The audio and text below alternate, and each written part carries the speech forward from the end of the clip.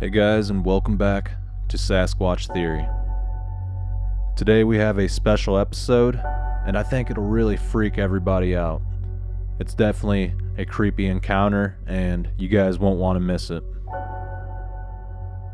Emerald and her entire family encountered a Goatman one night, and this is their story. Hi, my name is Emerald. I'm from Nova Scotia. Thank you for having me on today. I'm quite honored. Yeah, absolutely. It's a pleasure having you on the show. So, I'm from Nova Scotia, but I've spent a good majority of my childhood through living in the States. And when I was very young, I was about 6 years old. We lived in Manhattan for about 6 years. And we had decided to move away from Manhattan. And we were very, very close to this Puerto Rican family that lived above us. There was five in the family, and I'll go through their names. There's Andrea, and then there was her son Eddie, his wife Carmen, and they had two boys, Eddie and Danny. And in our family, there was my grandmother, my grandfather, Betsy and Sylvan, and my mother, Penny, and then there was me and my sister, Crystal. And so for celebrating us to go away, Andrea invited us out to a hike out into a cabin. And that was up in upper state New York somewhere. I cannot recall what state. I think it was an area, it started with a V. Like upper state in it started with a V county. I can't remember. That's as far as I can remember. Um, but we went on this hike trail. We had this large German Shepherd dog. He probably weighed 120 pounds. He was huge. And so we went on this hike. It was a beautiful day. It was very gorgeous. It was sunny. And we went on this trail walking along, and it was the first time ever I was introduced to quicksand. Our dog got stuck in quicksand. And we went walking along, and we got to this bridge, and it was a rope bridge. And when you walk on this bridge, it's swayed back and forth. Like when you step on it, you basically have to try to gain your balance before taking another step. And so we got across the bridge. And so we were walking along and we came upon the cabin. And now the hike probably was about 2, maybe 3 hours from where we dropped the car off. And so it was a good afternoon. It was a beautiful day. So we got to the cabin. And now when you come up on the cabin, it was like a little bungalow setting. And the porch took up a good majority of the mass of the building. It was a large porch, a wooden porch, and it was kind of run down. It was like a stump that you step onto for a step to get up onto. And there was probably like two windows to the building. Um, as soon as you open up the door, you're standing in the living room part of this cabin, and to the left was like a fireplace. It's a cute little setting. And if you look over to your right hand side, over your right shoulder, there's this little hallway that goes along beside the building. And on that, in that hallway was a set of bunk beds. So this was a pretty lengthy, good width of a hallway. It had bunk beds. And if you walk past the bunk beds, you come upon the bathroom, and there was a wall that separated the toilet from the bunk beds, and there was no door to the bathroom. I remember that. Um, so we were having a good old time running around. The parents, the adults were telling us kids not to go too far, stay around the building, and we had a grand old day, evening, and we had hot dog roast and marshmallows and camp stories and the good whole 9 yards with that. And so it was time for bed. And the way they set it up was the adults slept on the floor of the living room, and the kids slept on the bunk beds. And the boys Eddie and Danny slept on the top bunk bed, and me and Crystal, we slept on the bottom. And we had good view of the doorway. Like I said, as soon as you walk in and look over to your right side, you can see this long hallway. So we had clear view of the doorway. And so we end up crashing out. And I think it was probably, I'd say around after midnight that night.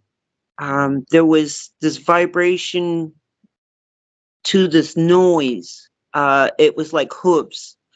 And I remember, and I recall very distinctly, I thought it was a horse because of the rush of air that came out of a nostril. And you could hear the hoofs and hit whatever it was walking around on the porch. And it woke everybody up. So my grandmother, she had this gigantic Rubbermaid flashlight, and she went and picked it up, and I rolled over on my belly at this time. I wanted to see what was going on. So I rolled over, and you could see the flashlight flaming around the living room while she's getting up and getting herself to the door. And she opens the door, and then all of a sudden the door flung open, and this thing come walking in. It took like maybe a step in, and it was so huge. It kind of ducked, and when it came in, he stood straight up. And what we saw, and the best way I could describe it, was like half man, half animal.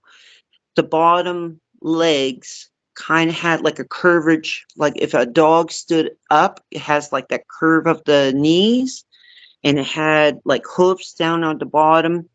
The chest area was very muscular.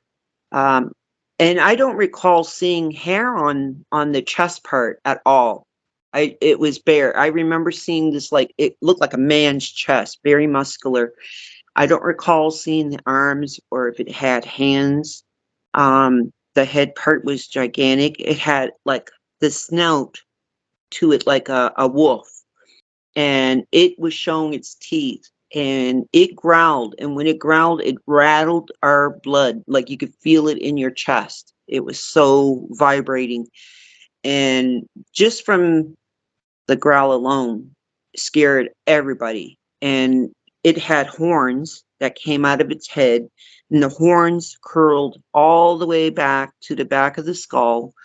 And when it growled, everybody started screaming. And when everybody started screaming, the screaming itself was deafening. And that must have scared it, because it took a step backwards and went out the door. And my grandmother Betsy slammed the door, and everybody's still screaming and kind of freaking out. And I can remember hearing it leave the porch, like it kind of sounded like it jumped off. It made that shuffle noise as it left the porch. And we were so petrified. And to be honest, I don't remember falling asleep. I don't remember leaving the cabin the next day. My memory after that was blank until we got to Boston. And that was basically the end of that story. But all these years, I was trying to search for what it was that we saw. And we came across this program on TV, and they were talking about the Jersey Devil. And they had 3 sketches done, and one of the sketches looked exactly what I saw. So I thought all these years it was Jersey Devil, until just recently doing the research, looking through everything. And then I discovered, okay, what other creatures could be out there. So I went and researched cryptid creatures and looked at their pictures. I sent you a few of those pictures through the email because I couldn't believe what I found. It wasn't Jersey Devil at all. It was the Goatman. And that's what we saw all these years. I believed it was Jersey Devil, but it was the Goatman. So that's pretty much it. Thank you, Emerald, for sharing your encounters with all of us, and I have a few questions for you. Mm-hmm. Was there like a different feeling in the atmosphere or anything strange that happened before the encounter? No, not that I remember. It was late at night, and I don't remember because we were awakened by the noise and trying to figure out what it was. So I don't remember a feeling of scariness or anything. I didn't feel any of that. We're just curious what it was. Yeah. Why do you think it was at the front door? Well, through my research, Goatman is infamous of decapitating dogs, and we had a dog in the cabin. So, like, our dog was an indoor dog. He was not one to stay outdoors and stay because we lived in Manhattan, so we have to train him to be indoor dog. So, even being in this cabin out woods, we had this dog indoors with us. And I think that's why it came to the door because it had the scent of the dog. Yeah, very well could be. So you think he was possibly waiting for you guys to let the dog out? Yeah, I Okay. think it smelled its scent and it was trying to investigate where it was. And my grandmother opened the door and it came in trying to search for this dog, and we started screaming and scared it out. Yeah. Could you smell anything when the front door was open? No, no, I asked my sister the same thing. I was trying to remember everything, and I asked Crystal if she remembered if there was a smell because usually these animals have a scent to it. So like I asked her, and she don't recall any smell either. Yeah. Did you ever come across any other Goatman sightings in this area or in New No, York? no. Okay. So, with what you experienced, do you think it was demonic by nature or some type of creature that lives out in the forest, or I think both? it was, yeah, I think it was a nature thing, because if that's its thing to decapitate and kill other animals, then I think it was searching for our dog. It was just doing its natural thing. Yeah. And you mentioned it was bow-legged. Hmm. Um, can you kind of describe that a little bit more about how tall do you think the creature was and about how wide? He pretty much took up the whole doorway when he stood in the doorway. I think actually when it came through, it kind of like powered its way through because it was so massive. The thing to I would say the thing stood about 6'5", because my grandmother looked up, and my grandmother is a short person. She's about 5'4", 5'5", and she was looking up at this thing. She flashed the light right in its face.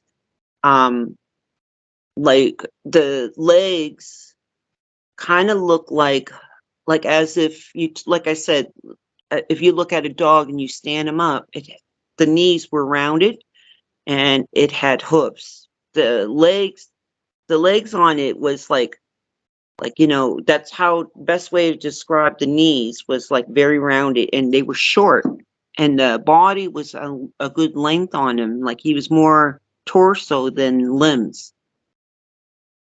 Mhm. Was there any eye shine?